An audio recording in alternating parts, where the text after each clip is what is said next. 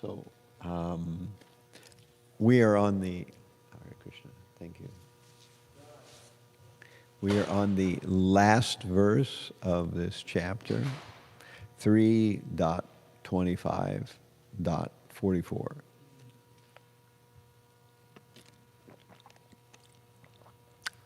Glories of devotional service.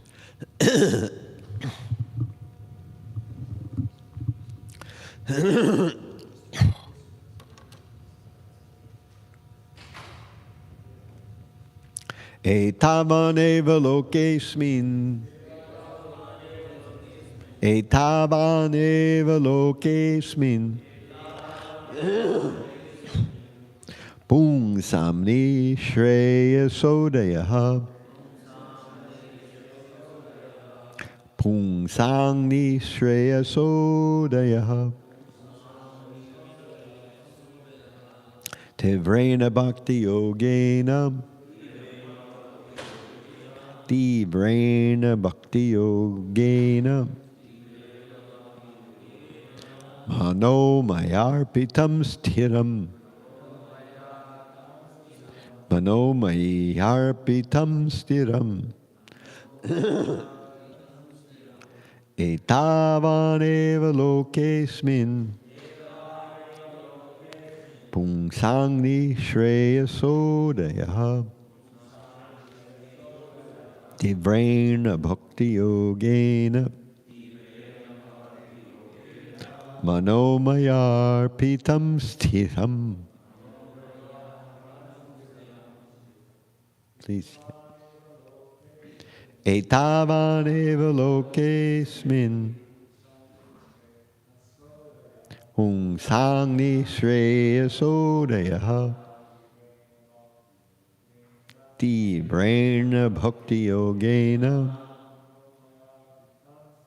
Manomayarpitam sthiram. Etavan eva lokesmin. Pungsangni shreyasodaya. Tivrena bhakti yogena. Manomayarpitam sthiram. Etavan eva lokesmin.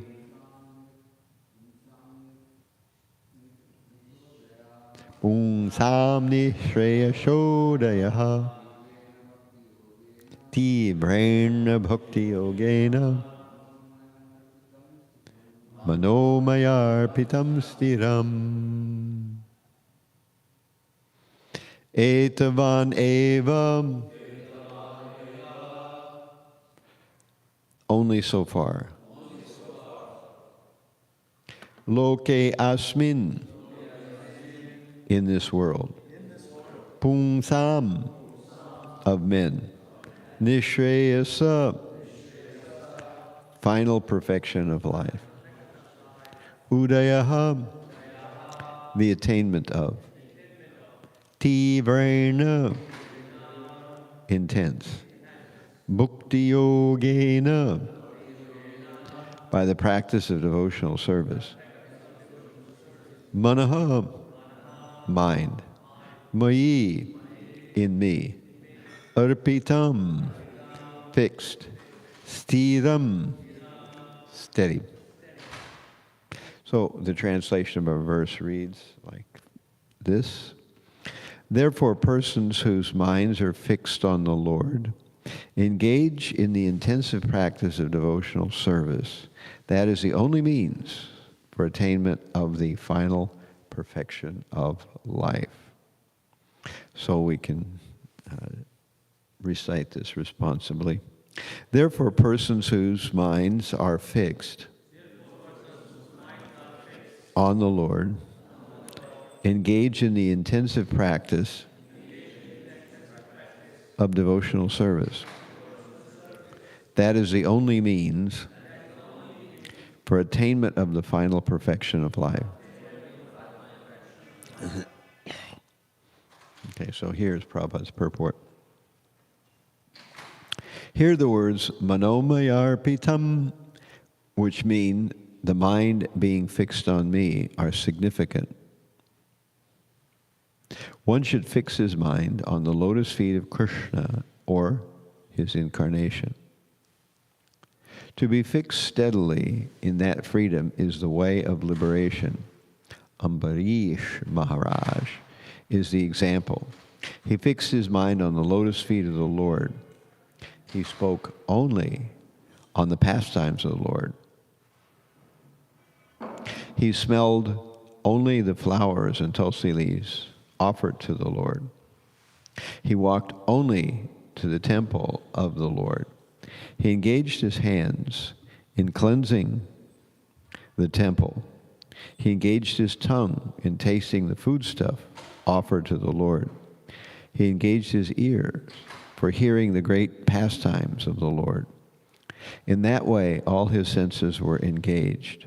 First of all, the mind should be engaged at the lotus feet of the Lord, very steadily and naturally. Because the mind is the master of the senses. When the mind is engaged, all the senses become engaged. That is bhakti yoga. Yoga means controlling the senses. The senses cannot be controlled in the proper sense of the term. They are always agitated. This is true also with a child. How long can he be forced to sit down silently? It is not possible. Even Arjuna said, Chanchalam himana Krishna, the mind is always agitated. The best course is to fix the mind on the lotus feet of Krishna, manomayarpitam stiram. If one seriously engages in Krishna consciousness, that is the highest perfectional stage. All Krishna conscious activities are on the highest perfectional level of human life. Thus ends the purports of the third canto, 25th chapter of Śrimad Bhāgavatam, entitled The Glories of Devotional Service. Etavaneva lokesmin pungsang nishreyaso deha tivrena bhakti yogena manomayarpitam sthitam. Therefore, persons whose minds are fixed on the Lord engage in the intensive practice of devotional service. That is the only means for attainment of the final perfection of life.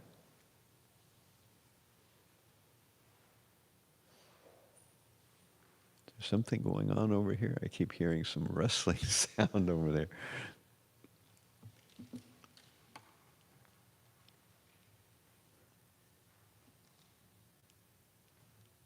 So this is our last verse of this chapter, The Glories of Devotional Service, where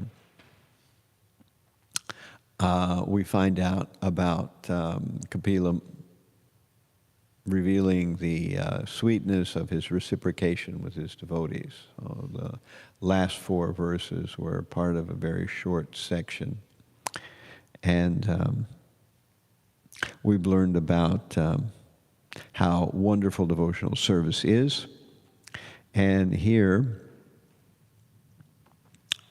we are learning that the process of fixing the mind is automatically controlling the senses. So Prabhupada mentions this verse that's actually from Bhagavad Gita, where 6th chapter of Bhagavad Gita, where Arjuna is explaining how the mind is very restless, turbulent, obstinate, and difficult to control. Chanchalam himana Krishna pramati balabhadridam tasyaham nigraham manye vayor iva suduskaram. It is like trying to control the wind. Vayor iva, like the wind. Suduskaram, very difficult. And we know that this is kind of what it's like to fight the mind. What is the mind? It's very hard to get a handle on. It's very hard to get a grip on. It's like the wind. It's invisible. It's powerful. And you can't just grab onto it with your fingers. It's slippery and hard to control. But nonetheless, if we manage to fix the mind on Krishna, then essentially we have accomplished devotional service. That's it. We don't have to do anything more. We have fixed the mind on Krishna. So we know that Krishna Surya Sama Maya Haya Andakar Yahan Krishna Tahi Naha Mayara Adikar. That Krishna is like the sun, Maya is like darkness. Where there is Krishna, there can be no darkness.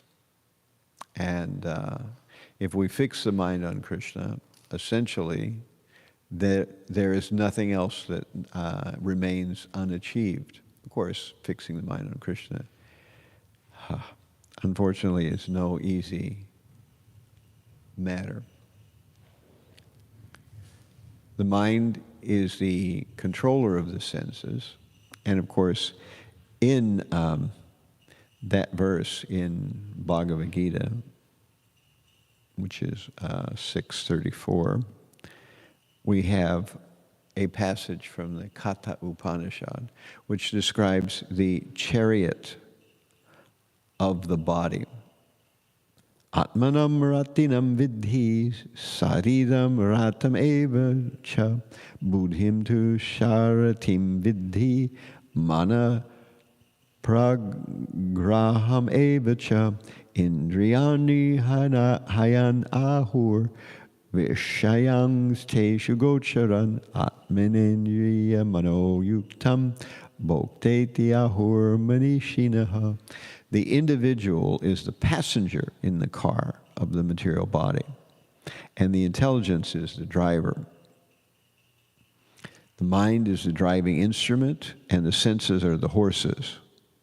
The self is thus the enjoyer or sufferer in association with the mind and senses. So it is understood by great thinkers. So this is an analogy, and it's been immortalized in a painting in our devotee artists have a picture of a chariot and the reins, and there are 5 horses, and on the breastplate of each of the horses a sense, like the tongue. Looks kind of strange in the painting, you know, a horse with a tongue at the very front of his chest, and another horse with a hand, and another horse with an ear, another horse with an eye.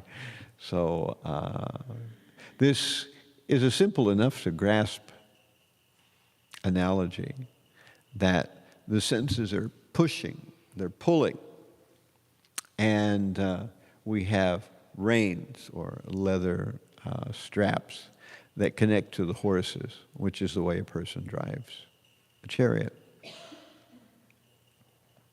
So if you pull the reins in one direction, the horses have to move in that direction. And this is done by the chariot driver. And where is the self in all this? The self is a passenger only. He's not driving. He's not got a hold of the reins. He's simply sitting in the chariot. And in the painting that we see, it looks like the whole chariot is about to go off the edge of a cliff. So the idea there is that if we are not directing the horses will be directing us. So The senses, they pull on the mind, and the mind pulls on the intelligence. And therefore, we don't know where this chariot is going. The proper orientation is that the intelligence drives the reins, pulls the reins in one direction or another direction. And because the reins are connected to the mouths of the horses, then it forces the senses or the horses in a particular direction. And then, of course, that is the way someone drives a chariot, or how we drive any kind of vehicle. One has to be in control. One has to know where one's going. If you are driving and you don't know where you're going, you're in a bad state. Or if you're driving horses and you're not in control of the horses, you don't know where you're going to wind up, because the horses certainly don't have much of an idea of where they're going. But that's usually the way most people organize their lives. They let their senses decide where they're going to go. So their life is a chariot moving through the environment of the material world, following the direction only of the senses. It's the only thing that the chariot is doing. Now, the mind is the reins here, and the intelligence is supposed to be fixed in Shastra. Otherwise, the intelligence has no idea. The intelligence is not trained up in Vedic Shastra. Then the mind will make distinctions on where to pull the horses only based on what is better sense gratification. That's the only reason the mind will move to the left or the right. It'll pull the horses to the left or right based on what is the best kind of sense gratification available at this moment. That's not the way to live life. Instead, we should understand what the proper course of action is, how to serve Krishna. And we have this long section, which actually comes from the 9th canto, where we find out about Maharaj Ambarish, who controlled himself in various ways. Let me go to there. Here it is. Savai mana Krishna padara vindayor vachamshi vaikunta gunan varnane karau harer mandira marjanadishu shrutim chakrar chuta satkatodeye mukunda lingalaya darshane drushau tadbrutyagatra sparshinga sangamam Granam chatat pada saroja saurabhe Śrimad tulasya rasanam tadarpite padau harer kshetra padanu sharpane shiro hrishikesha padar bhavindane katam cha dasye natu kama kamyaya yatot mashloka Janashra Ratihi. So that verse describes Maharaj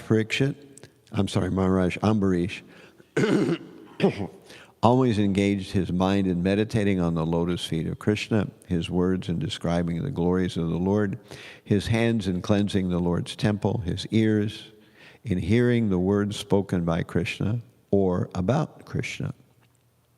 He engaged his eyes in seeing the deity of Krishna, Krishna's temple, and Krishna's places, like Mathura and Vrindavan. He engaged his sense of touch in touching the bodies of the Lord's devotees. He engaged his sense of smell in smelling the fragrance of the tulasi offered to the Lord. And he engaged his tongue in tasting the Lord's prasad. He engaged his legs in walking to the holy places. and temples of the Lord. His head in bowing down before the Lord, and all his desires in serving the Lord 24 hours a day. Indeed, Maharaj Ambarish never desired anything for his own sense gratification.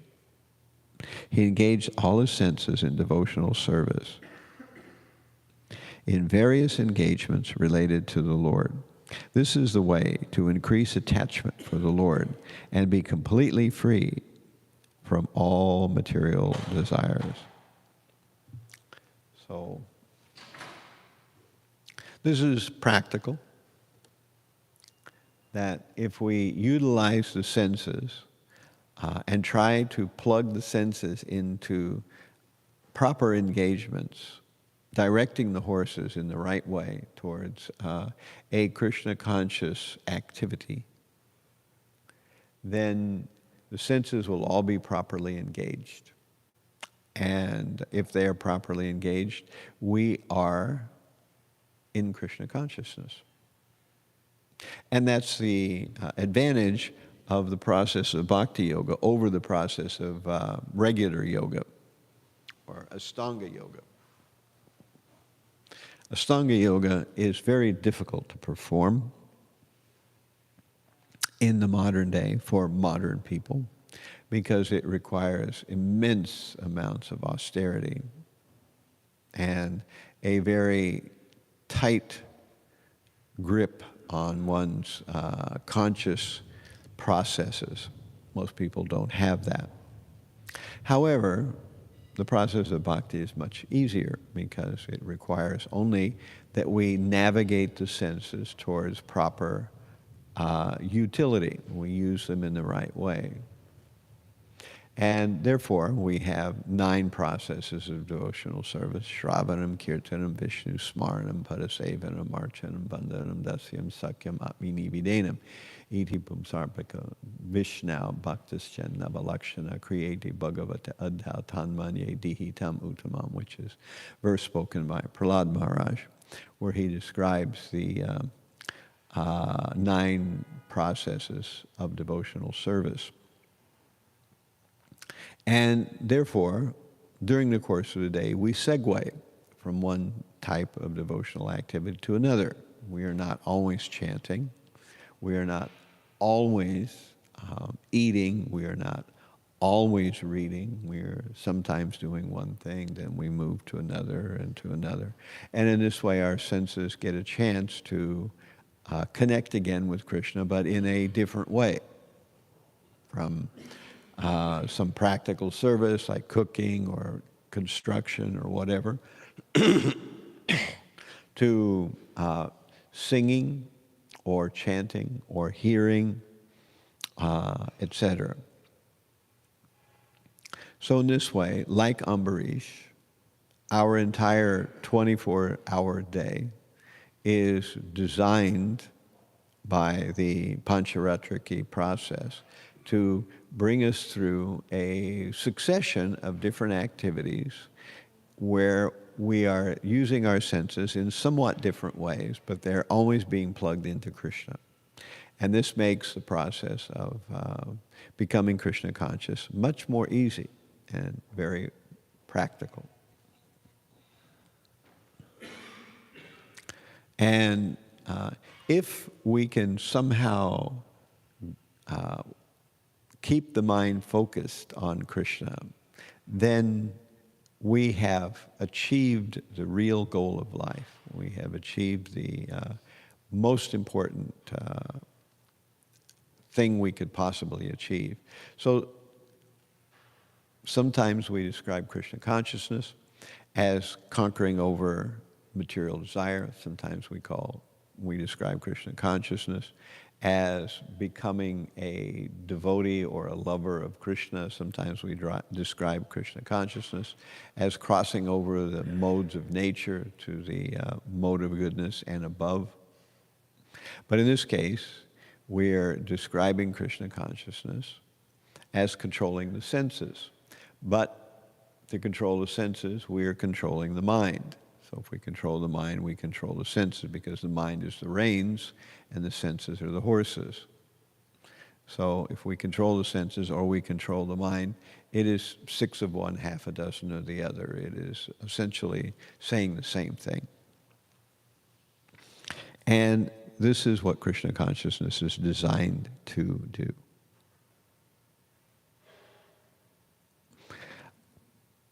Today is the anniversary of Prabhupada's arrival in the United States, which happened on August 13th, 1965.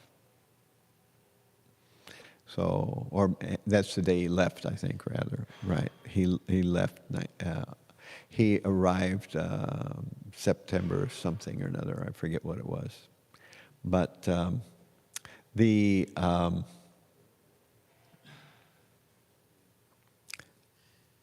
time at sea for Srila Prabhupada was not an easy time. In fact, he suffered 2 heart attacks, and he could have left his body as he was coming from India to the United States.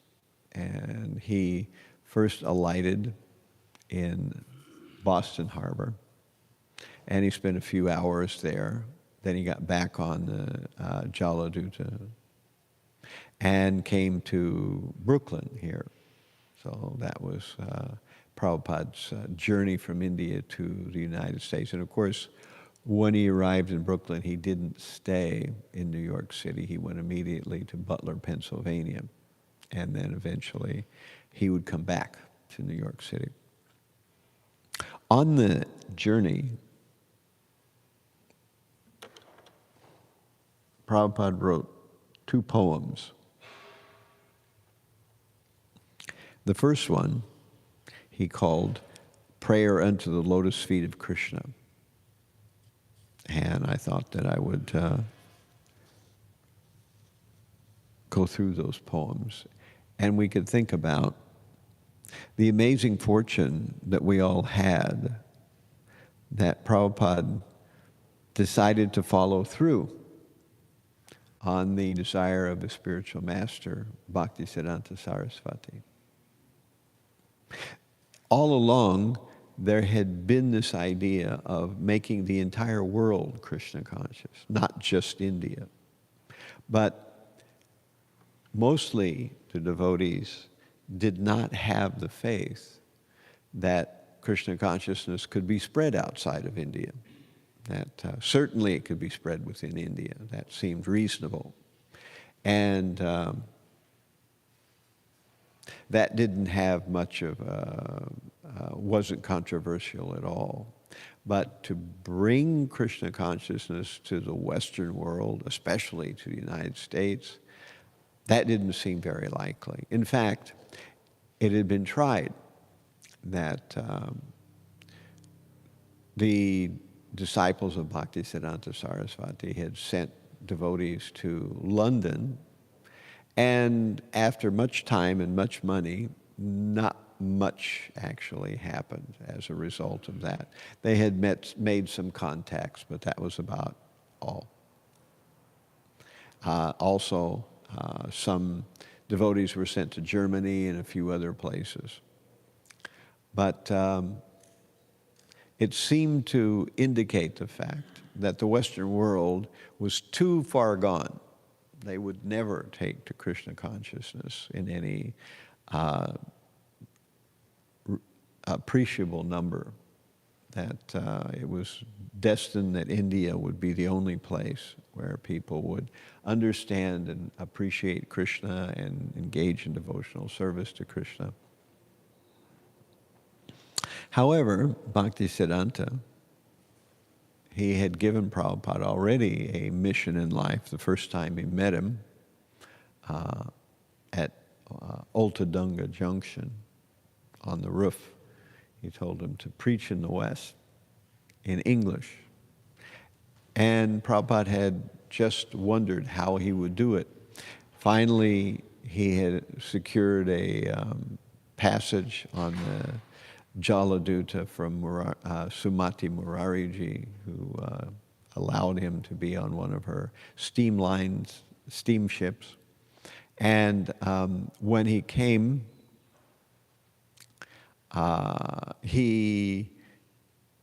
it took, I think, about a month to get from India to the United States. And during that time, as I said, he wrote 2 poems which indicate what Prabhupada was thinking at that time. He was going to a new place, a completely new world, to the Western world. He did not know what he was going to find there.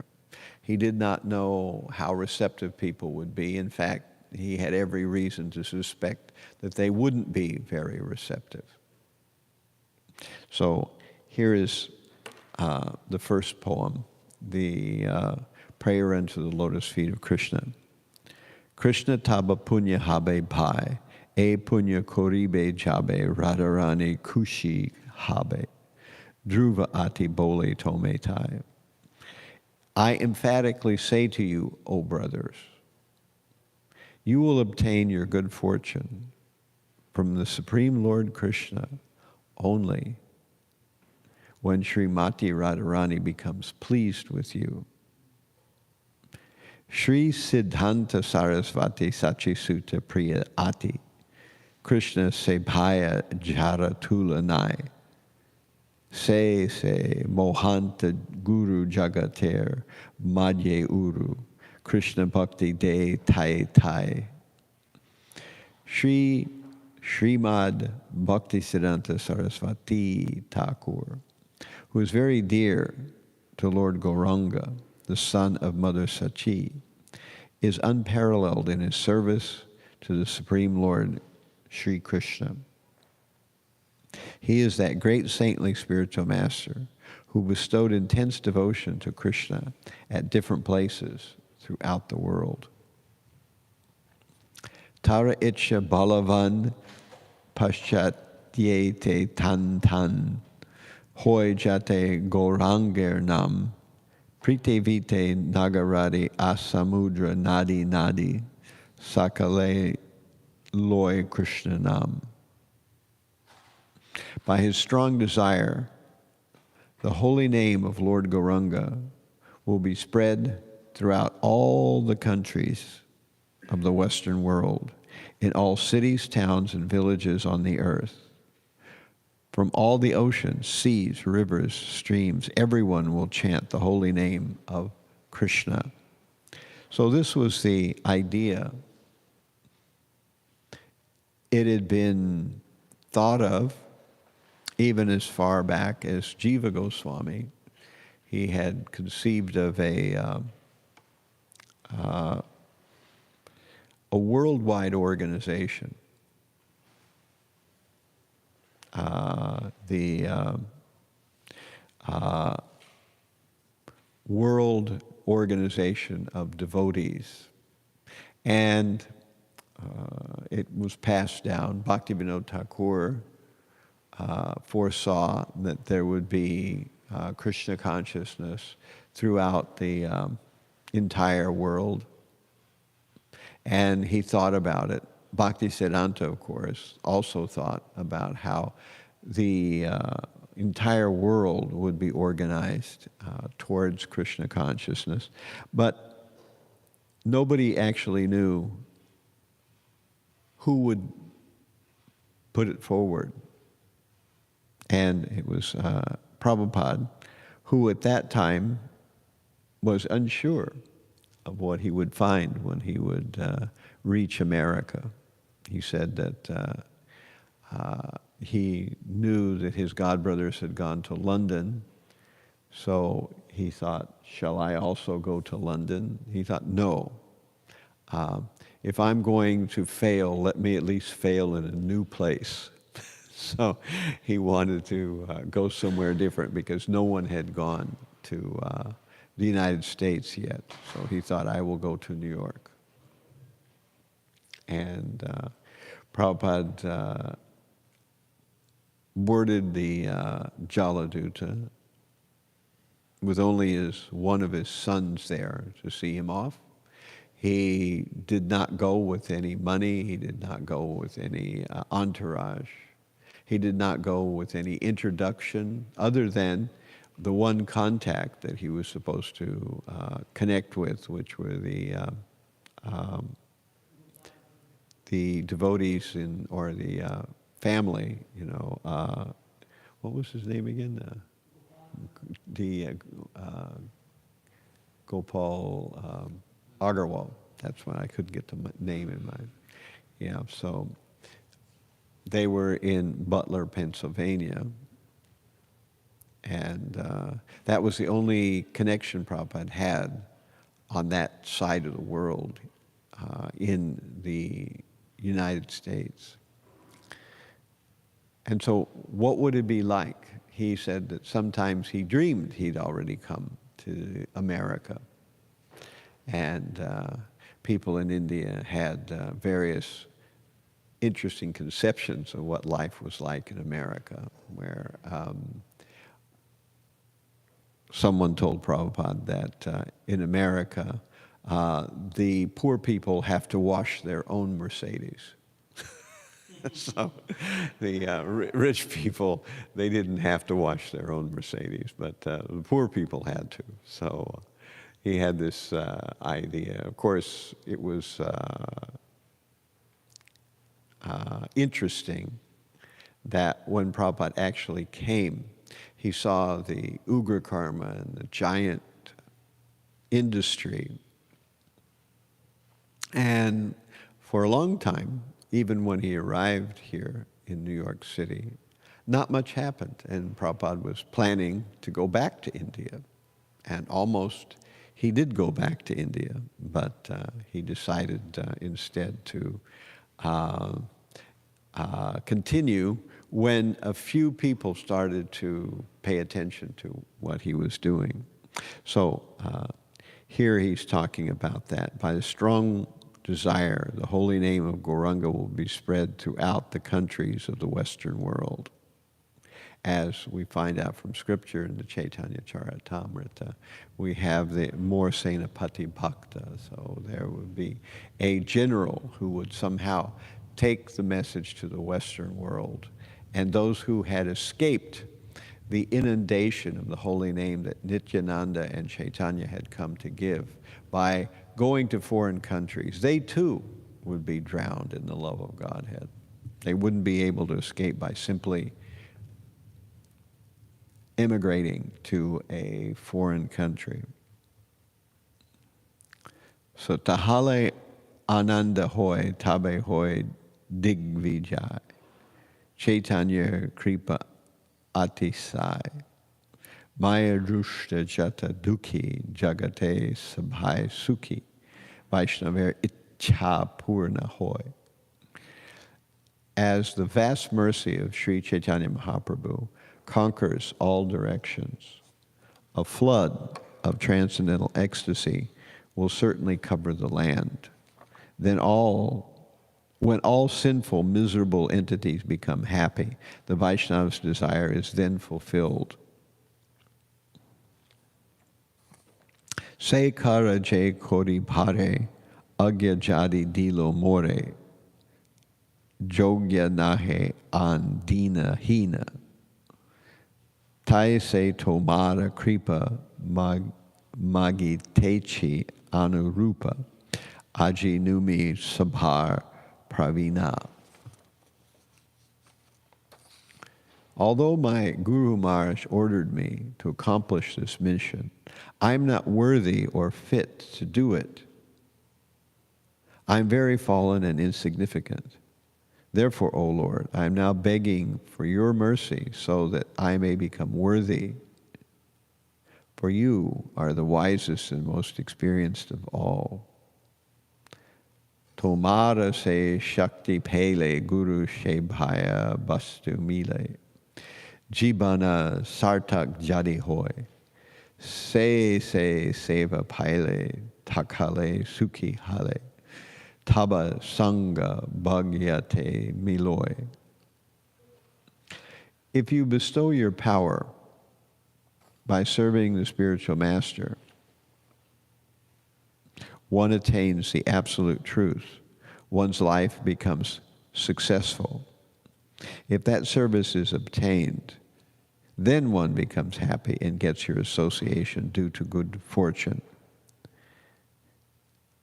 Evam janam nipaitam prabhavakikupe kamabik kamam anuya prapantan prasangat kritva masat surashina bhagavan grihita soham katam nu vishre tava britya sevam. My dear Lord, O Supreme Personality of Godhead, because my association with material desires one after another, I was gradually falling into a blind well full of snakes, following the general populace. But your servant Narada Muni kindly accepted me as his disciple and instructed me how to achieve this transcendental position. Therefore, my first duty is to serve him. How could I leave his service? And that's, of course, a quote from Bhāgavatam 7:9-28. It's Prahlad Maharaj speaking. Tumi mor chira sati bulia mayar lati kayachi janma janmantare ati punya e sujoga jadi hoy joga yoga tabe pari tuhe mili bhar. O Lord Krishna, you are my eternal companion. Forgetting you, I've suffered the kicks of Maya birth after birth. If today the chance to meet you occurs again, then I surely will be able to rejoin you. Tomare milane pai abhar se sukha pai gocharane guri din por kata bane chuta chuti bane kai luta puti se din kabe habe more. My dear friend, in your company, I will experience great joy once again. In the early morning, I will wander about the cowherd pastures and fields, running and frolicking in many forests of Braj. I will roll on the ground in spiritual ecstasy. Oh, when will that day be mine? Ate se sabidhane tomare smarana bhela baro asa dakilam tai.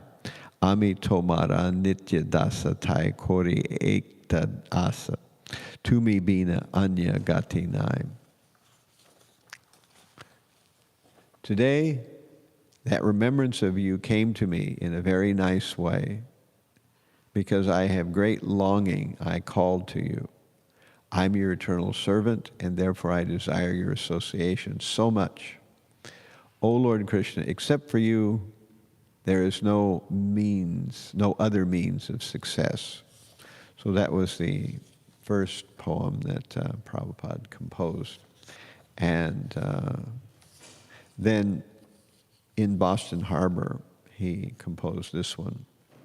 This is Markini Bhagavati Dharm. Bharokara Kali Krishna Adhama Prati Ki Lagi Anile Heta Koro Ebe Gati. My dear Lord Krishna, you are so kind upon this useless soul, but I do not know why you have brought me here. Now you can do whatever you like with me. Ache kichu karja taba e anumane nahi keno ani pen e ugrastane. But I guess you have some business here. Otherwise, why would you bring me to this terrible place? Rajas tamo gune era sabhai achanna Basudev kata ruchi nahe se prasan. Most of the population here is covered by the material modes of ignorance and passion. Absorbed in material life, they think themselves very happy and satisfied, and therefore they have no taste for the transcendental message of Vasudev. I do not know how they will be able to understand it. Tabe jade taba kripa hoy ahoy tu ki. Sakali Sampava Hoy to me a cow to ki. But I know your causeless mercy can make everything possible because you are the most expert mystic. Ki bhave bujhale tada buje se rasa. Eta kripa koro prabhu kore nija bhasha. How will they understand the mellows of devotional service? Oh Lord, I'm simply praying for your mercy so that I will be able to convince them about your message. Tomara ichchaya sabha hoimasa bhasha. Tomara ichchaya nasa mayar parasa. All living entities have become under the control of the illusory energy by your will. And therefore, if you like, by your will, they can also be released from the clutches of illusion. Taba ichcha hoi jadi tandera udhar. Bujhibhe nischai tabe kata se tumar. I wish that you may deliver them. Therefore, if you desire their deliverance, then only will they be able to understand your message. You can imagine how daunting this whole situation must have seemed to Prabhupada, that here he was in a new country, and he knew well how thoroughly under the modes of nature the Western world was. And he knew that only a miracle would be able to bring people in the Western countries around. So he was completely depending on the mercy of the Supreme Lord and the mercy of his own spiritual master. In this way, he was praying that somehow, in spite of all the logical and reasonable projections one would have, that this whole process would fail. Despite all that somehow it wouldn't fail. Somehow it would succeed. And of course we know succeed it did, and not in some meager way, but the entire movement, the ISKCON movement, was birthed when Prabhupada came to the Western world, and one after another met some disciples, and those disciples met other disciples, and then one center was opened in New York, then in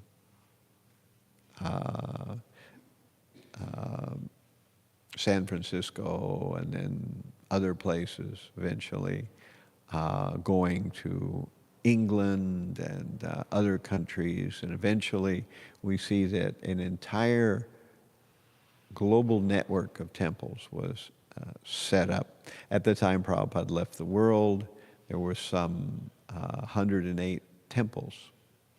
Oh, Prabhupada not only translated 60 books from Sanskrit into English, but instituted a morning program. And not only that, he created a network of centers all over the world which were in communication with one another, that were implementing the teachings that were within those books he had translated. So he did all this in 11 short years, and then was able to pass that on to us. And so we are trying to maintain what he has given us. Bhagavatar kata se taba avatar, dhira haye shunye jade kane par par. The words of Śrimad Bhāgavatam are your incarnation. And if a sober person repeatedly receives it with submissive oral reception, then he will be able to understand your message. And then Prabhupada quotes Śrimad Bhāgavatam, first canto, second chapter, text 17 through 21. Shrinvata svakata Krishna punya shravana kirtana hridayantasto hi bhadrani vidunoti sahrit satam nasta prayashu bhadreshu nitya bhagavata sevaya bhagavati uttama shloke bhaktir bhavati naishtiki tada rajastamo bhavas kama lobhadayas chaye cheta etar anavidayas buddham stitam sattve prasidati. Evam prasanna manaso bhagavan bhakti yogjataha. Bhagavat tattva vijnanam mukta sangha jayate. Mukta sangasya jayate. Vidyate hridaya grantis chidyante sarva samshayaha kshiyante chasya karmani drishtra etat manishvare. Sri Krishna, the personality of Godhead, who is the Paramatma, super soul, in everyone's heart, and the benefactor of the truthful devotee, cleanses the desire for material enjoyment from the heart of the devotee who has developed the urge to hear his messages, which are in themselves virtuous when properly heard and chanted. By regular attendance in classes on the Bhāgavatam, and by rendering service to the pure devotee, all that is troublesome to the heart is almost completely destroyed. And loving service to the personality of Godhead, who is praised with transcendental song, is established as an irrevocable fact. As soon as irrevocable loving service is established in the heart, the effects of nature's modes of passion and ignorance, such as lust, desire, and hankering, disappear from the heart. Then the devotee is established in goodness, and he becomes completely happy. Thus established in the mode of unalloyed goodness, the man whose mind has been enlivened by contact with devotional service to the Lord gains positive scientific knowledge of the personality of Godhead in the stage of liberation from all material association. Thus, the knot in the heart is pierced, and all misgivings are cut to pieces. The chain of fruitive activities is terminated when one sees the self as master. Rajastamo hate tabe paibe nishtar hridayer abhadra sate guchibe tarhar.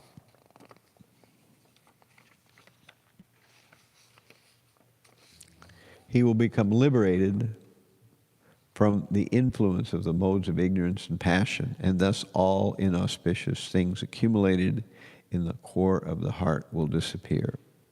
So Prabhupada is musing about how the process of Krishna consciousness will have its magical effect on those who take it up. And if he can simply get the mercy of his spiritual master and of Krishna and of Lord Chaitanya and Nityananda, then certainly somehow or other, this message of Godhead, this message of transcendental life can be brokered, can be transferred from the holy land of India to the Western world.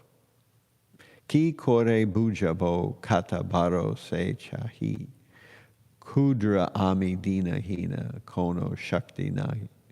How will I make them understand the message of Krishna consciousness? I am very unfortunate, unqualified, and most fallen. Therefore, I am seeking your benediction so I can convince them, for I am powerless to do so on my own. Atacha enechu prabhu kata boli bhare. Ye tomar itscha prabhu koro e bhare. Somehow or other, O Lord, you have brought me here to speak about you. Now, my Lord, it is up to you to make me a success or failure as you like. Akila Jagat Guru Bachana Se Amar Alankrita Kori Bhar Kamata Tomar. O spiritual master of all the worlds, I can simply repeat your message. So if you like, you can make my power of speaking suitable for their understanding. Taba kripa hale mor kata suda habe, suniya sabhara shoka dukha ye guchibe. Only by your causeless mercy will my words become pure. I'm sure that when this transcendental message penetrates their hearts, they will certainly feel engladdened and thus become liberated from all unhappy conditions of life. Ani yacho jadi prabhu amare nachate, Nachao, Prabhu, nachao se mate. Kash tera putale jhata, nachao se mate. O Lord, I am just like a puppet in your hands. So if you have brought me here to dance, then let me dance. Make me dance, O my Lord. Make me dance as you like. Bhakti na bedanai name kubtaro, bhakti vedanta nam e sartak kor. I have no devotion, nor do I have any knowledge, but I have strong faith in the holy name of Krishna. I have been designated as Bhakti Vedanta, and now, if you like, you can fulfill the real purport of Bhakti Vedanta. Signed, the most unfortunate, insignificant beggar, A.C. Bhaktivedanta Swami. On board the ship Jaladuta, Commonwealth Pier, Boston, Massachusetts, dated 18th of September, 1965.